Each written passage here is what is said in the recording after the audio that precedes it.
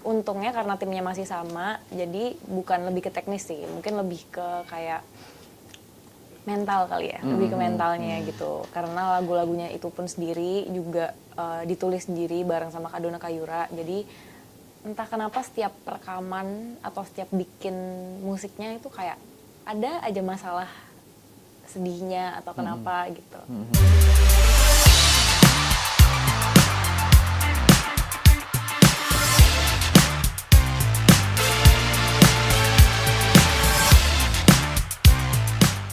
Michelle, apa kabar? Baik, puji Tuhan. Dari Surabaya ke Jakarta. Betul. Rek Surabaya. Wong Surabaya. Lu berapa lama di Jakarta? Di Jakarta kali ini sebentar saja. Karena padatin jadwal karena sebentar lagi mau pergi. Jadi ya cuma seminggu 2 minggu kayaknya. Dalam rangka ini ya, album penyendiri ini. Betul. Nah, bisa cerita album ini itu berapa lama prosesnya, terus siapa aja sih yang terlibat? Oke. Album ini tuh judulnya Penyendiri, rilisnya di tahun ini, awal tahun ini, Januari 27 kemarin. Prosesnya bikinnya sih sebenarnya 9 bulan. Makanya kalau teman-teman denger ngomongnya kayak melahirkan ya 9 bulan prosesnya, terus baru bisa lahir gitu albumnya. Nah sebenarnya menurut aku, nggak tahu sih buat artis lain seperti apa, tapi menurut aku sudah cukup cepat prosesnya dibandingkan single-single aku sebelumnya. Mungkin karena dulu posisinya aku masih sekolah juga gitu kan, jadi belum terlalu sering bolak-balik ke Jakarta juga. Jadi sekarang waktu kerjaan album ini udah bisa full time waktu itu di Bandung dan di Bandung dan Jakarta. Jadi kayak lumayan cepat prosesnya. Terus dibikinnya masih bersama orang-orang yang sama juga, sama single-single aku sebelumnya. Ada Kayura Yunita, ada Kak Dona Maula, dan tim musiknya ada Juke Music Works. Semuanya diproduksi sama Juke, sama Saving Reggie Studio juga untuk yang cabang Surabayanya. Itu yang produksi Akita Bahagia juga, single kedua aku. Terus prosesnya sangat menyenangkan sih sebenarnya. Banyak merasakan hal-hal yang sebelumnya tuh nggak pernah dirasakan waktu bikin single gitu. Terus baru ngerti kalau album tuh ternyata nggak menyenangkan doang ya. Ternyata prosesnya juga pusing juga nih. Ribet ya? Seribet apa? Kalau bikin single tuh misal ribetnya tuh udah 5 dari 10 gitu ya. Kalau ini tuh karena lagunya 10 jadi 10 kalinya itu, 10 kali lipatnya. Mungkin ribetnya untungnya karena timnya masih sama, jadi bukan lebih ke teknis sih, mungkin lebih ke kayak mental kali ya, lebih ke mentalnya gitu. Karena lagu-lagunya itu pun sendiri juga ditulis sendiri bareng sama Kak Dona Kayura. Jadi entah kenapa setiap rekaman atau setiap bikin musiknya itu kayak ada aja masalah sedihnya atau kenapa gitu. Secara lebih ke perasaan aja. Itu pengalaman yang paling ini ya, buat kamu berkesan dan baru kali ya? Baru sih. Dan sebenarnya nggak mau merasakan itu sebenarnya. Tapi karena untungnya waktu itu ada senior aku, ada Kayura Kadona, mereka bilang kalau ternyata hal seperti itu tuh sangat lazim gitu dirasakan saat bikin album tuh pasti ada. Seperti itu. Ada hal yang paling mengesalkan selama proses rekaman? Paling apa? Bikin kesel, bikin jengkel lah. Paling bikin jengkel ada satu lagu di album ini, judulnya Sendiri. Lucunya lagu ini tuh dibikin bareng Kak Dona Kayura waktu, aku ingat banget nih jam 2 pagi di rumah Kak Dona Kayura. Kita tuh, lagu ini lahir karena kita waktu itu lagi curhat bertiga, terus akhirnya dengan kita bertiga tuh nangis gitu. Jadi kita lagi sharing kekurangan-kekurangan, terus kekesalan kita tuh apa selama ini, terus kita merasa kenapa ya kita tuh nggak ada yang bantuin dan segala macamnya. Nangis tuh malam itu, dan entah kenapa setelah nangis itu tiba-tiba jadi aja lagu gitu, lagu Sendiri ini gitu. Jadi awalnya kayak oh ya udah bagus nih lagunya, tapi begitu pas nyanyiin, aduh kok susah ya, sampai akhirnya itu tuh direkam di 3 lagu, di 3 tempat, di 3 studio. Satunya di Jakarta, satunya di Bandung, satunya di Surabaya. Kenapa? Karena nggak ada yang berhasil dari semua take, kayaknya ratusan ada gitu, dan nggak ada yang berhasil sih. Kenapa emang?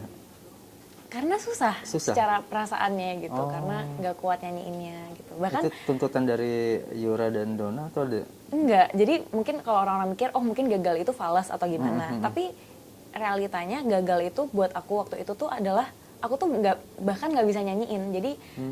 Jadi di dalam vocal booth itu, nggak bisa ngapa-ngapain selain diem, kosong, sama nangis, udah kayak gitu. Dan nggak cuma aku aja yang nangis di vocal booth, tapi di luar even operatornya, operatornya Kayura dan Kadona tuh sama-sama kayak, iya kenapa ya lagu ini tuh bawa apa ya, bawa kuasa yang beda gitu dari lagu-lagu lain, kayak gitu. Gitu sih. Pada akhirnya jadi. Pada akhirnya jadi, tapi aku sebenarnya masih agak belum deg-degan kalau puas sih, tapi Puas agak dengan deg-degan hasil. kalau misal disuruh bawain live gitu ya. Takutnya nggak kuat juga, jadi ya semoga nanti dilihat deh. Dan dari 10 lagu itu paling sulit. Itu paling sulit, betul. Ada lagi yang mungkin paling lama prosesnya dari penciptaannya terus sampai akhirnya jadi. Yang mana? Kalau yang paling lama lagi mungkin ada di lagu repetisi. Nah, kalau misalnya tadi lagu sendiri ini bisa aku bilang paling personal dan paling sedih di album ini. Kalau lagu repetisi ini paling upbeat, paling dibuat joget gitulah pokoknya. Kenapa susahnya adalah di saat aku bikin lagu ini pertama, aku tuh memang belum kepikiran jelas aransemennya akan seperti apa. Waktu tim musik aku, Juke Music Works ini kasih opsi aransemen, ada 5. 5-nya semua berbeda-beda genrenya, sound yang dipakai, tapi aku nggak ada yang suka sama sekali dari 5 ini. Entah kenapa gitu ya. Sampai akhirnya revisi, kita stuck di lagu ini udah 4 bulan, 5 bulan, sampai akhirnya karena aku suka banget 1975, terus akhirnya Kak Juke Music Works pun akhirnya jadi aransemen ini dibikin ada kiblatnya ke arah 1975 itu, kayak ala-ala dance atau pop rock kayak gitu. Akhirnya jadilah pas dikirim aransemen ini langsung ini sih vibe yang aku mau capture di lagunya, kalau orang dengar lagunya tuh kayak gini gitu. Itu setelah 4 atau 5 bulan. Jadi aransemennya sih yang stuck di situ. Yang lama ya, bikin lama ya. Betul. Nah, selain repetisi tadi, kamu menciptakan lagu apa aja di semuanya diciptakan bareng-bareng, yang lagu baru, tapi yang lagu lama itu di seluruh album ini cuma isi hati aja yang aku nggak ikut dalam proses penulisannya, yaitu single pertama aku kayak gitu.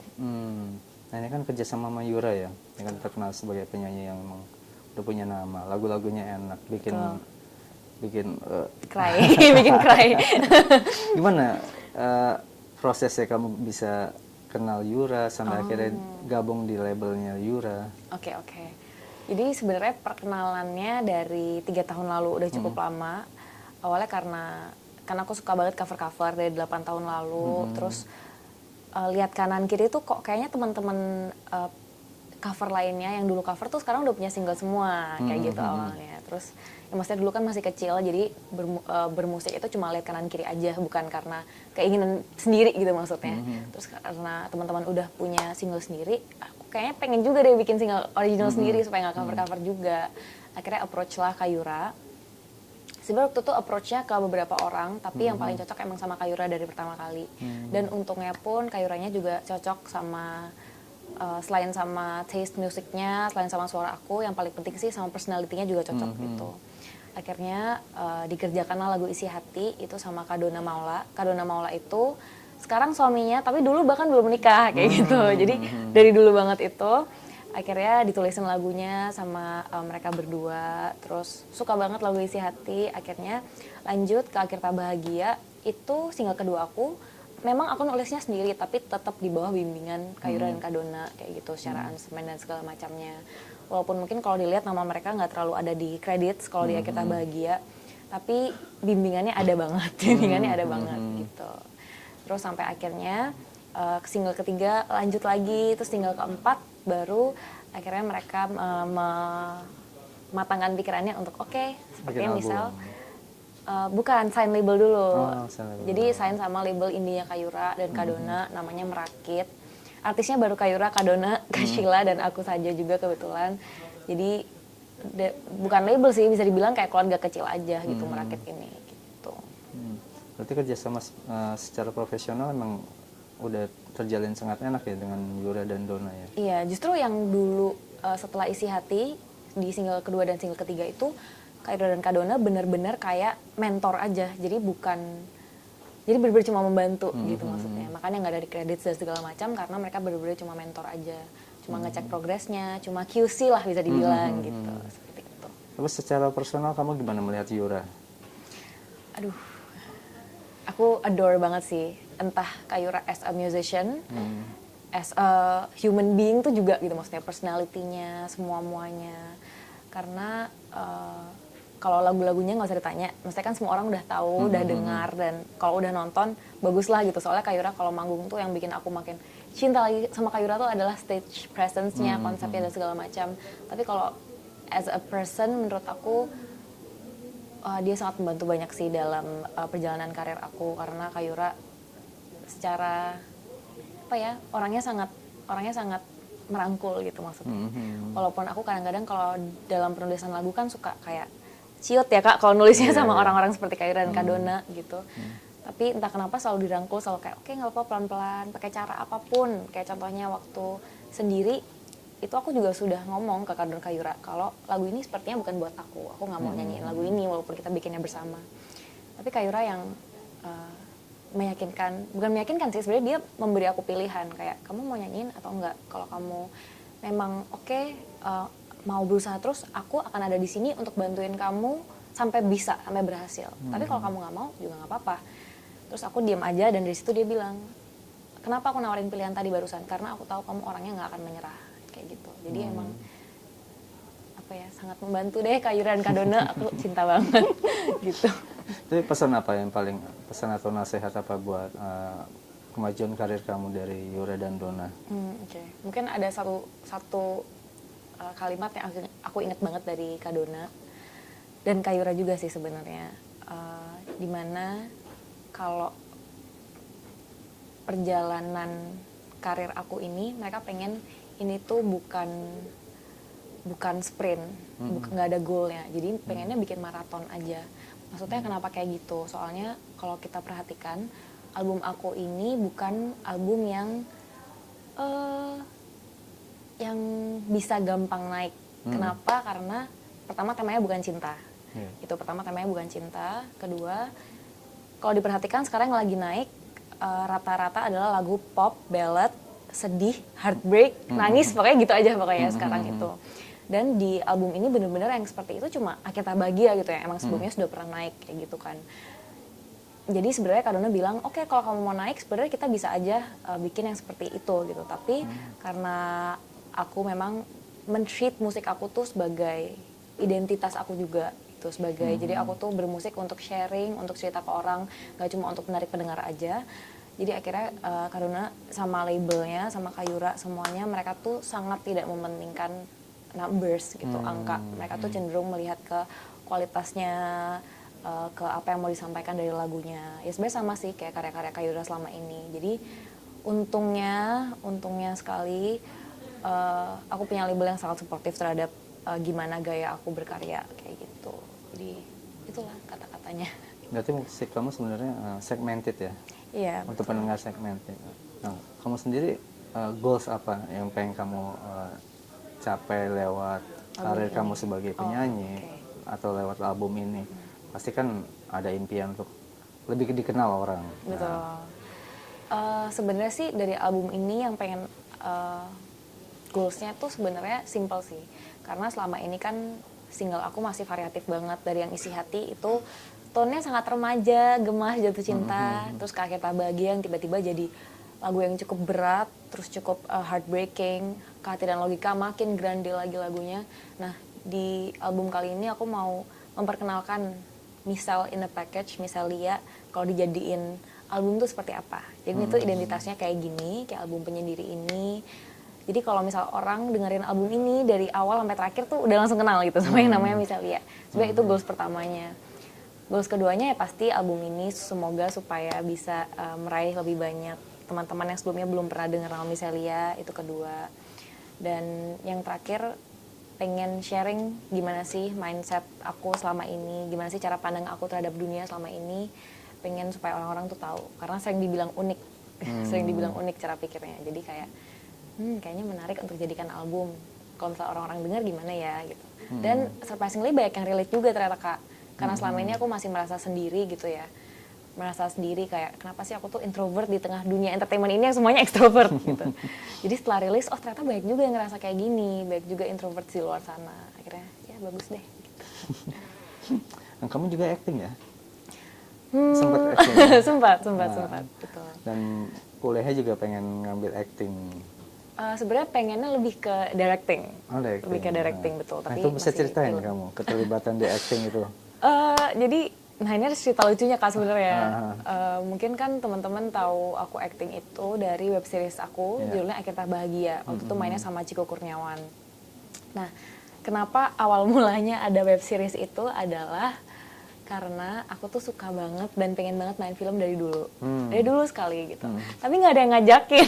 Jadi akhirnya oke kita bikin sendiri aja, aku pemeran utamanya kayak gitu. Terus ceritanya juga bikin sendiri gitu. Jadi kan benar-benar sesuai apa yang aku mau.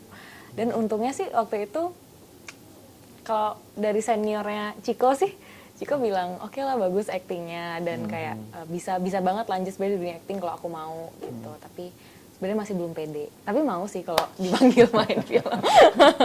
Gitu. Kenapa belum pedenya? Waktu lihat tuh masih maksudnya setelah semuanya jadi gitu terus lihat masih kayak kayaknya maksudnya could have been better gitu. Maksudnya udah oke tapi masih bisa lebih baik lagi. Gitu sih. Berarti kamu termasuk tipe yang selain introvert juga kurang percaya diri. Bisa dibilang. Tapi kan manusia nggak pernah puas ya. Jadi kayaknya sampai nanti bagus pun masih kayak nggak akan ada puasnya sih.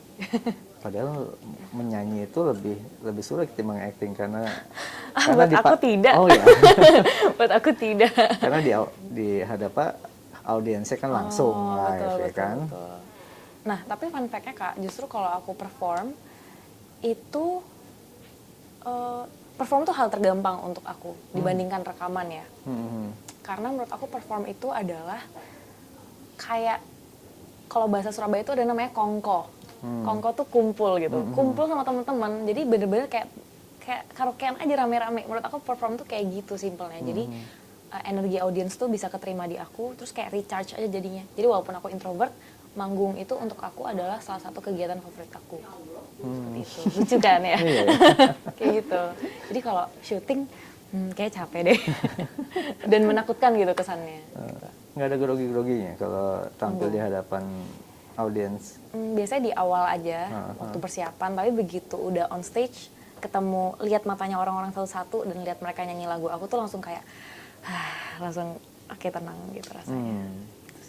Aktivitas kamu lainnya apa selain nyanyi? Kalau sekarang, selain nyanyi sih belum ada karena sekarang fokus sekali di nyanyi. Tapi mungkin kalau yang di luar bidang musik atau entertain gitu, sekarang lebih ngurus akademis sih karena kan baru lulus SMA di tahun lalu. Jadi tahun ini mau ngurus lanjutan studinya kemana dan apa aja gitu maksudnya. Udah ada terpikir kemana? Sebenarnya pengen tapi pengennya ke Korea tapi belum fix kayak gitu. Pengennya ke Korea. Berarti baru rilis album bulan lalu tiba-tiba harus hilang. Itu gimana itu? Nggak sayang dengan karirnya? Sebenarnya dibilang sayang sama karir sih enggak, tapi lebih sayang sama negaranya sih, maksudnya sayang meninggalkan sini gitu. Karena kalau masalah karir sih justru kenapa aku pergi ke Korea juga karena sebenarnya kembali lagi untuk karir aku juga Kak, karena aku merasa Korea kan sekarang udah worldwide banget nih. Contohnya Indo juga udah sangat terkoreanisasi nih sekarang gitu. Contohnya BTS deh gitu, bisa tampil di acara sebesar Grammys gitu, atau bahkan dinominasiin kan waktu itu. Terus Parasite secara dari industri filmnya mereka juga menang Oscars kemarin kayak gitu. Jadi aku merasa oh kayaknya nanti aku akan bawa pulang ilmu-ilmu itu yang aku pelajari di Korea. Nanti aku bawa pulang ke Indonesia dan semoga bisa diterapkan di sini. Semoga bisa Indonesia juga bisa ini deh, bisa semakin mendunia. Betul. Kayak gitu pengennya. Kamu kan secara akademis oke ya? Iya, puji Tuhan. Iya kan? Iya. Masih jadi BA ruang guru? Sudah enggak, tapi kemarin udah sempat 6 tahun, jadi kayaknya udah cukup. Udah cukup. Udah lama sekali soalnya. Nah, prestasi di sekolah kemarin apa aja yang kamu dapat? Oh, prestasi di sekolah. Sebenarnya kalau Olimpiade tuh udah lama banget sih. Kalau Olimpiade tuh udah zaman-zaman SMP, karena kan SMA udah pandemi. Karena selain itu aku juga udah lebih fokus sama kerjaan juga. Tapi dulu SMP aku sering ikut serta di Olimpiade Inggris. Terus aku waktu SMA aku juga jadi anggota OSIS kayak gitu-gitu. Dan aku tuh aktif banget dalam kepanitiaan apapun itu acaranya, mau bazar, mau class meeting, aku tuh selalu kontradiktif ya dengan ada di karakternya. situ. Betul. Introvert Jadi kayak tapi pengen repot gitu Iya, orangnya kayak gitu. Dari dulu seperti itu. Iya benar. Jadi pas pandemi aduh hampa banget soalnya sekolahnya nggak bisa ngapa-ngapain kan. Gitu. Sedangkan biasanya kalau aku di sekolah tuh bisa sampai malam gitu, sampai rapat sampai malam kayak gitu. Cita-cita kamu jadi apa ya? Kalau dulu sih sebenarnya cita-citanya cuma pengen masuk TV aja sih sebenarnya. Dulu banget ya, tapi masih kecil. Karena dulu tuh suka lihat Cherry Bell, terus kayak aku pengen juga nih di acara musik kayak gini nyanyi-nyanyi gitu kan. Dulu, tapi sekarang karena sudah lebih mengerti maunya apa, sukanya apa, cita-citanya tetap di bidang musik atau film, pokoknya di bidang kreatif. Entah itu depan layar, belakang layar, sama-sama suka. Tapi nanti kita lihat ke depannya kemana. Kan nanti baru akan belajar film juga seperti itu.